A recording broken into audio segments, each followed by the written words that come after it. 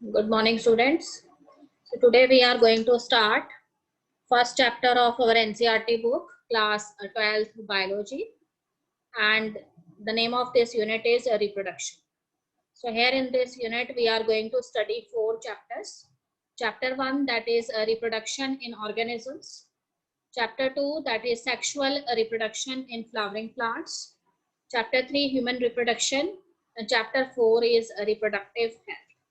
So first of all, we are going to study chapter 1, that is reproduction in organisms. Okay, student, chapter 1, that is reproduction in organisms.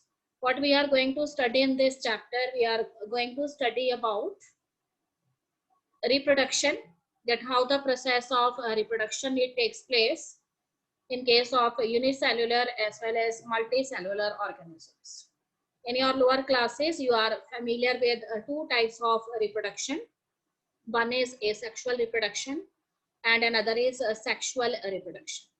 So what is given in the introduction? In the introduction, it is given that every living organisms, they live on earth for a certain period of time. And this period, it starts from the birth and ends at the natural death of an organism. So it is known as lifespan. So what is lifespan? It is the period from birth to the natural death of an organism. But one very special thing about life spans is that lifespans of all organisms, they differ. And they are not related with the size of the organisms.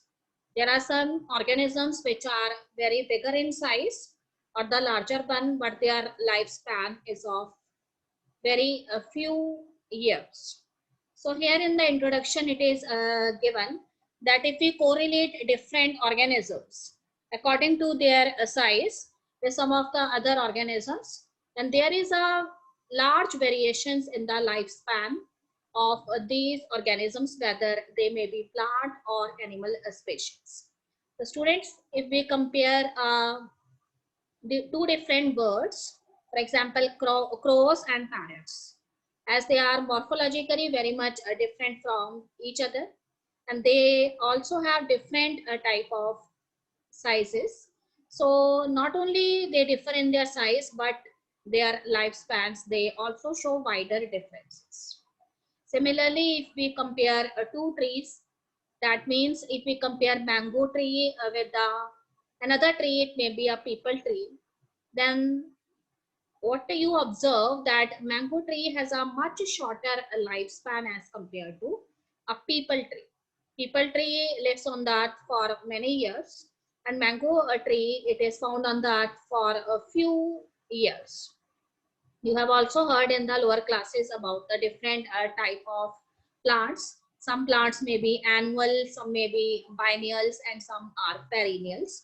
So perennial trees are actually those trees which lives for thousands of years. And similar is the case with the peepal tree or banyan tree. So students, what we observed that there is variations among different organisms, and whenever you see different organisms in your locality, you will find diversity among the living organisms. So this diversity that we generally observed in different species of plants and animals, they are because of the process, a unique process that is generally found in them. So what is that process? That process is a reproduction. So reproduction is actually the process which is unique to living organisms. And the special thing about a reproduction is that it ensures the continuity of the species generation after generation, whether the species may be plant species or the animal species. So not only it maintains the continuity of the species, beside these, if we observe the different type of variations among the living organisms, then these variations are because of the process of reproduction, or you can say the type of reproduction that are found in them. So here in this chapter, we are going to study in detail about the reproduction, types of reproduction that are generally found in the living organisms. So see on this page, you can see the pictures of different type of organisms, and some of the organisms and their lifespans they are mentioned on this page, and some blanks are left for you. So you have to find out the lifespans of the different plant and animal species and fills the blanks that are given on this page. Okay, student, next is if you have to define the process of reproduction. So what is reproduction actually? So reproduction, it can be defined as a biological process. It is actually a process that is unique to the living organisms. And in this process, the living organisms, they give birth to young ones or offsprings that are similar to themselves. So these offsprings, whether they show very much similarities to the parent organism or sometimes they show lesser similarities to the parent organisms. It depends upon what type of reproduction it is actually. So when these offsprings, they are produced, then what happen later, these offsprings, they grow. They undergo the process of growth and development. They attain maturation, they becomes mature, and later on, when they reach the stage of adolescent or their reproductive phase, they also attain the ability to produce a new offsprings. So you can say there is a cycle of birth, growth, and death of an organism. So three events that are generally visible in the life cycle of a living organism, whether it may be plant or animal species. So all these species first take birth, then they undergo their period of growth and development, and later they attain or achieve their senescent phase, and finally these species they die. So as I have already discussed, that two characteristics that are very much important and unique to this process of reproduction. One is reproduction. It enables the continuity of the species, generation after generation.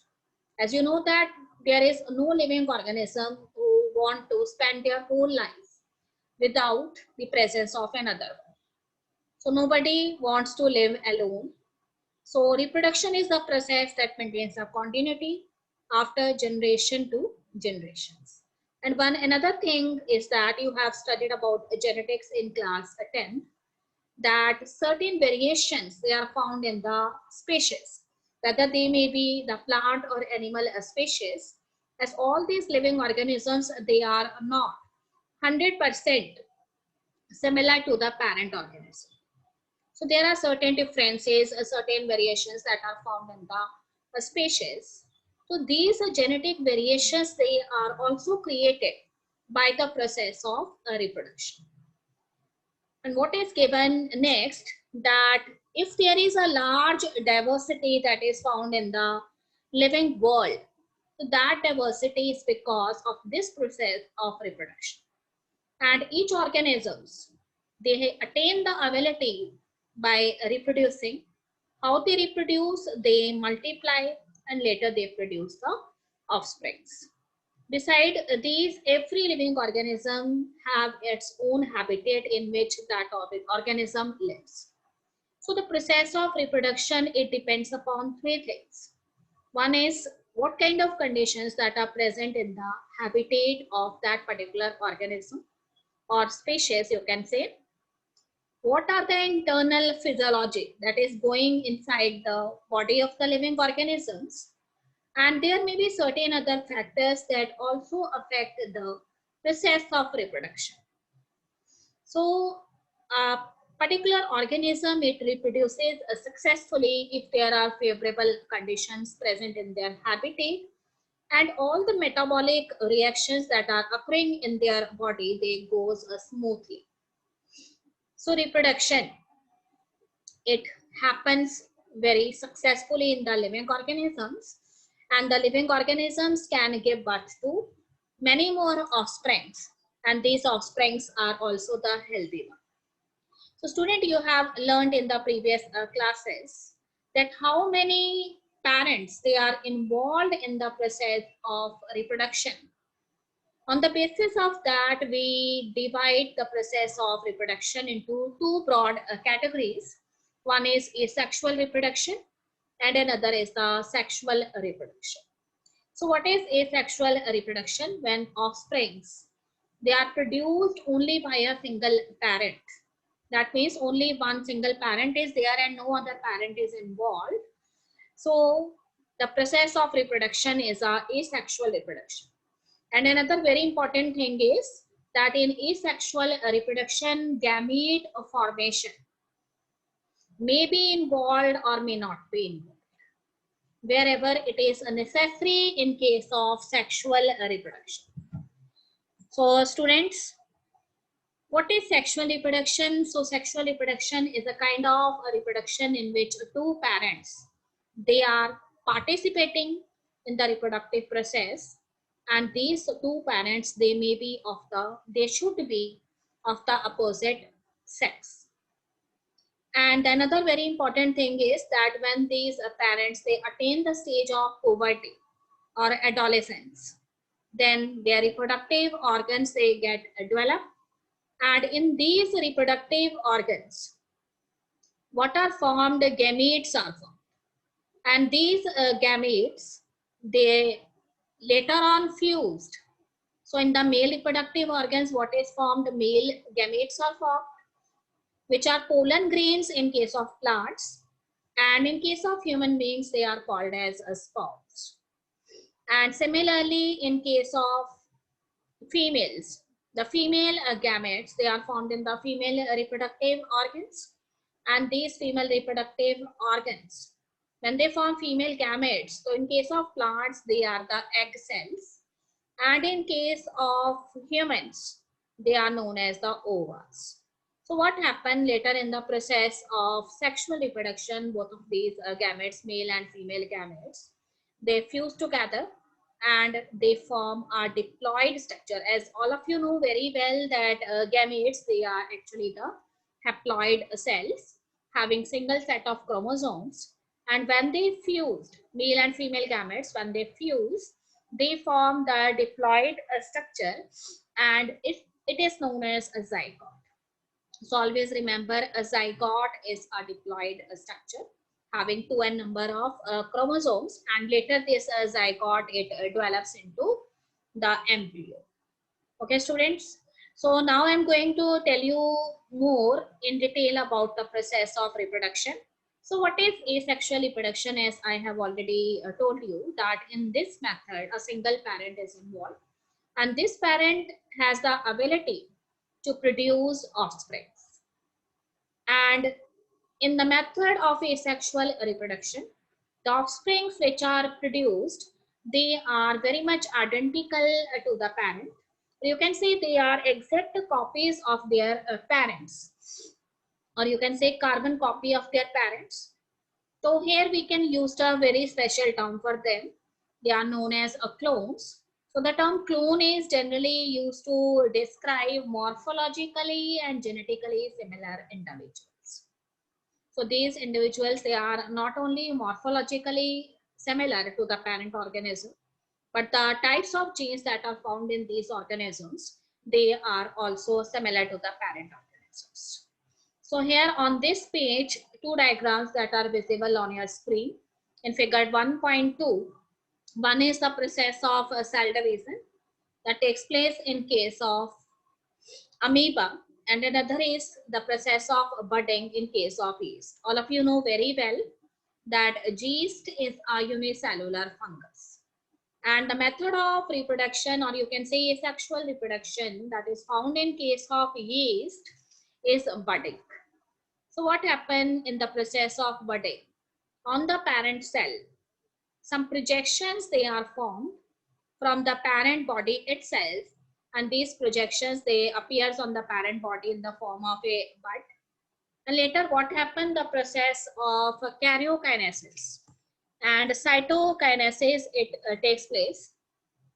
And as a result of the process of karyokinesis, the nucleus of the parent cell divides into two, and one nuclei, it enters into the daughter bud. And later on, the division of the cytoplasm, it also takes place, which is known as cytokinesis. So the bud, when it also attains the size of the parent cell and draw nourishment from the parent cell for along intervals, this bud, it also becomes capable to form the new bud or daughter bud, you can say. And the same two events, karyokinesis and cytokinesis, it takes place in the daughter cell also. So in this way, what you see, a chain of buds, they are formed on the yeast or unicellular fungus. And this process, binary fission, is also very much familiar to you. It is a process that is found in case of amoeba, which is a prokaryotic organism or a single cell or unicellular organism. So here also parent amoeba, it undergoes a cell division, and as a result of that, the parent amoeba, it divides into two daughter amoeba. Again, two events it takes place in them. One is karyokinesis and another is cytokinesis.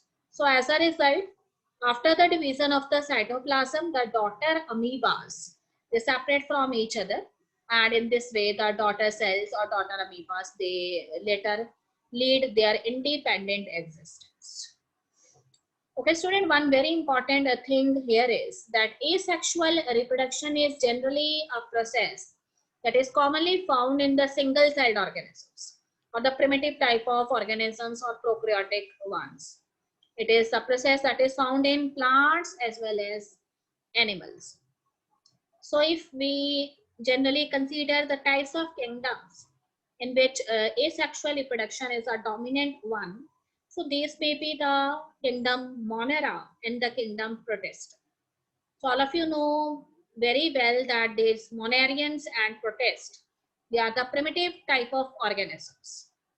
So what is the special thing that the parent cell it divides by a special kind of cell division, and that cell division is a mitosis. So as a result of mitosis, the parent cell it form two new individuals. As you know that the process is a asexual reproduction. So as a result, what happened? By the process of asexual reproduction, the daughter cell or the offspring which is formed is generally a clone. That means morphologically and genetically similar to the parent cell. So as a result, all the genes that are present in the parent cell, it enters into the daughter cell. So daughter cells, they are the carbon copy of the parent cell. And another thing is, in asexual reproduction, the cell division itself is a mode of reproduction. So that is very much important, that the parent cell it simply divides, and later daughter cells are formed by cell division. So cell division itself is a mode of reproduction in them.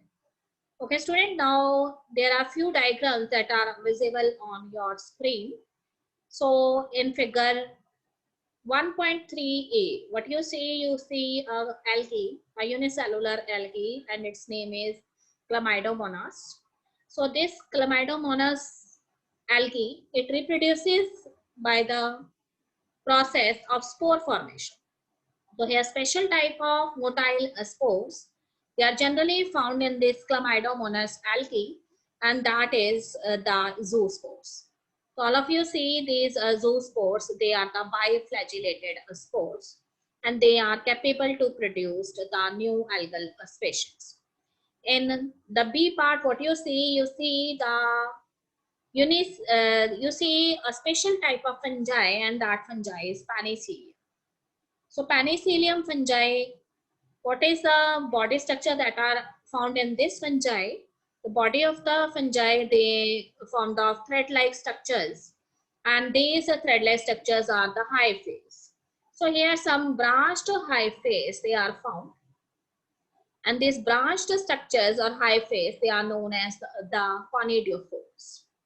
So on these branch-like structures, the spores, they are built in the form of chains, and these chain-like spores, they are known as conidias. So these conidias, when the wind blows, these conidias, they separate from the conidiophores, and as soon as they fall on the suitable substratum, they germinate and form the mycelium of the new fungi or Penicillium. Okay, student, what you see in figure number 1.3c. So this is the diagram of the animal hydra. So all of you have learned in previous class that the method of reproduction that is found in case of Hydra, it is actually the budding.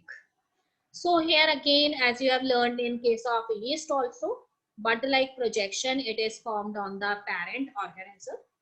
And as a result, this bud-like structure, it draws nourishment from the parent cell. And later on, when it attains a suitable size, then it gets separated from the parent cell and develops into a new hydra.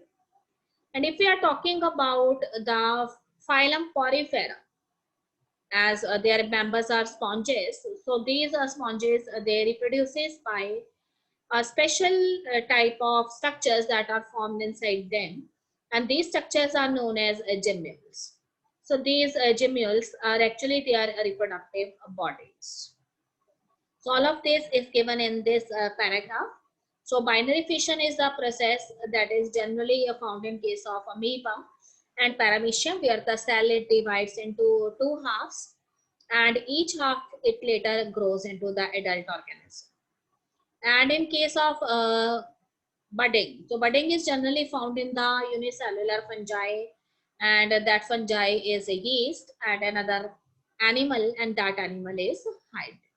So as I've already discussed, that buds, they are formed on the parent cell. They are the projections from the parent body itself, and later on this bud it attains their proper size by getting nutrition from the parent cell, and when it gets mature, then they separate from the parent cell. So one very important event that I want to discuss here is incestation. What is incestation? So sometimes, as I have already discussed, the conditions, they are not favorable in the habitat of the organism. So in that case, for example, if we are talking about amoeba, so all of you know that amoeba move with the help of special type of structures known as a false feet, which are also known as pseudopodias. So if the conditions, they are not favorable in the habitat of amoeba, then these amoeba, they withdraw their pseudopodia, and they secrete a three-layered wall around the parent cell. So this three-layered thick wall-like structure, it is known as a cyst, and the phenomenon is known as incestation. So this cyst formation, it generally happens in case of amoeba when the conditions, they are not favorable. But when the conditions, they becomes a favorable one, then what happens? This amoeba or parent amoeba, it comes out from the phase of incestation, and the encysted amoeba, they divide by multiple fission and later produced so many minute amoebas or pseudopodiospores. So what happened? The cyst ball, it later burst out, and these spores, they are liberated in the surrounding medium and later grows up into tiny amoebas. And this process, it is known as a sporulation. So student, you must have to learn these two terms, that is incestation and sporulation. Okay, student, one very important term that I have to discuss with you here is that asexual reproduction, as I have already told you, that is a process that is not only unique to animals, but it is also found in case of plants too. So as you have learned that in case of plants, this reproduction, which generally takes place by the vegetative parts of the plant.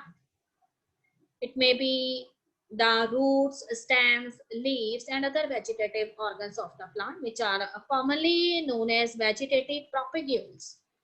This method of reproduction is known as vegetative propagation. So what is vegetative propagation? Vegetative propagation is a special type of asexual reproduction in which the entire plant body, it gets regenerated from the vegetative parts of the plants. It may be root, stems, leaves, or buds, etc. So here some diagrams that are present on your screen.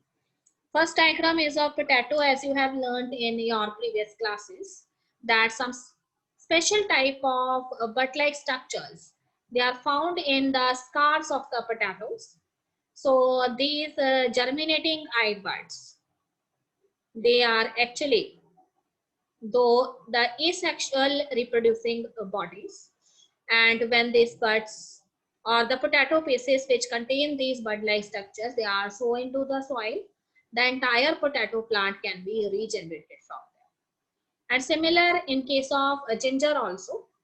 So ginger, they also reproduce vegetative uh, reproduction. They do vegetative reproduction by this process of, you can say, eye buds.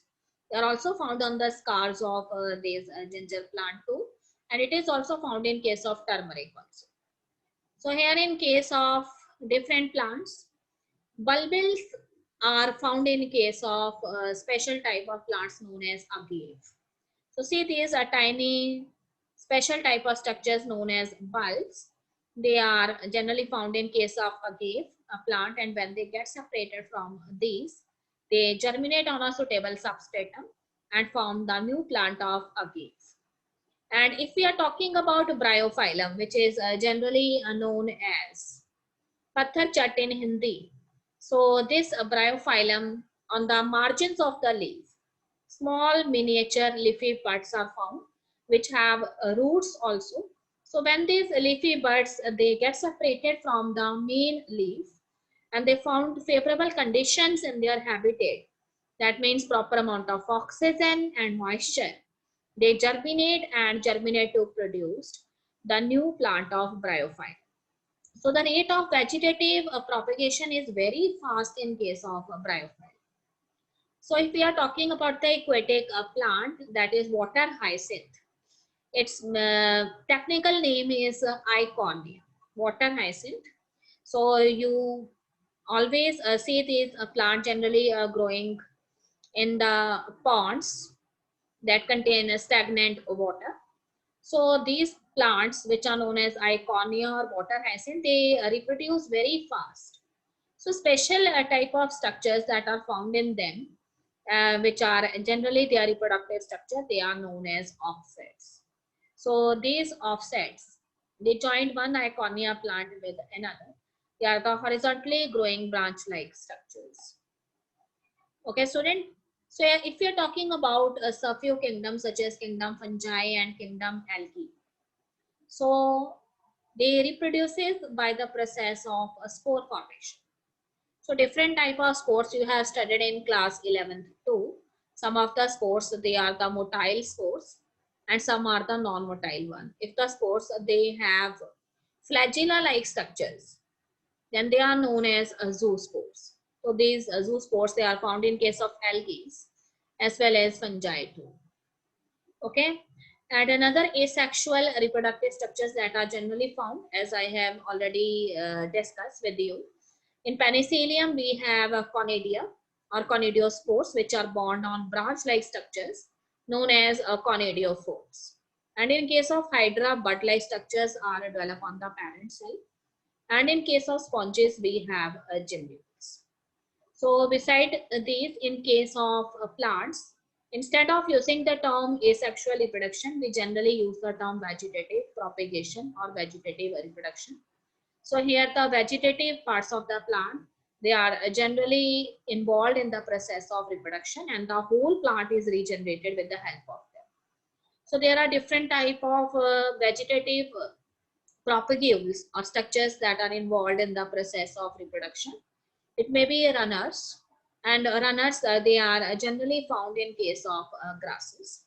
If we give the example of rhizomes, then these rhizomes, they are generally found in, you can say, turmeric, in case of this ginger, as well as in potatoes too. These asexual reproductive or vegetative reproductive structure is rhizomes. And what are suckers? So suckers, they are actually the horizontally growing structures, and they are generally found in case of chrysanthemum. Chrysanthemum is a special type of flower. And अगर हमने tuber का example देना है, then these are tubers. They are also found in case of potatoes. And if you have to give the example of offset, then offsets, they are the asexual reproductive structures that are found in case of water hyacinth or icon. And these bulbs are generally found in case of garlics and in case of onions. So all of these vegetative propagules, whether it may be runners, suckers, rhizomes, tubers, offsets, or bulbs, they have the ability to produce a new offsprings. So they are actually involved in the process of asexual reproduction. Because here also the vegetative parts of the plant, it is only involved in the process of reproduction and produce the entire plants. So that's why vegetative propagation, it is also known as a special type of asexual reproduction.